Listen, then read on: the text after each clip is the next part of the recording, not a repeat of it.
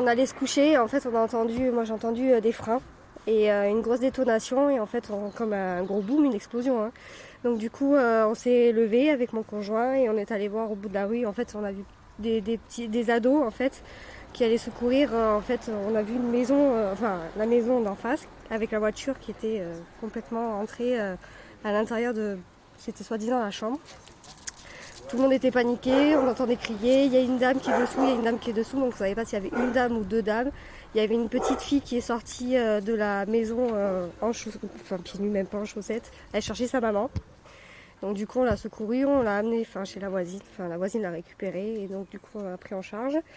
Et on a appelé les pompiers de suite et en fait au téléphone les pompiers nous ont demandé s'il y avait des victimes, s'il y avait des gens qui étaient conscients ou pas, donc ils nous ont demandé d'aller voir. Je suis allée voir avec une des ados et il y a une dame qui, alors je sais pas si c'était une dame ou deux dames parce que j'ai entendu qu'une voix qui me répondait en me disant oui, il y a quelqu'un et après j'ai essayé de leur parler, de la maintenir un petit peu alerte, consciente et au bout d'un quart d'heure, 20 minutes, en fait, j'entendais plus rien sous les décombres. En fait, déjà, on voyait rien. J'arrivais même pas à voir s'il y avait un corps ou quelque chose dessous.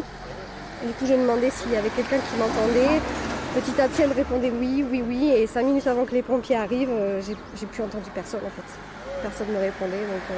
Elle a demandé de l'aide, elle vous a demandé quelque chose? Non, elle répondait juste par oui. J'ai dit, vous inquiétez pas, les pompiers arrivent, votre fille est à côté chez la voisine. Je la rassurais comme je pouvais pour essayer.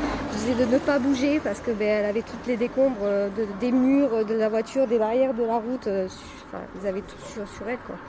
Voilà, donc c'était un petit peu difficile à gérer tout ça. Donc voilà.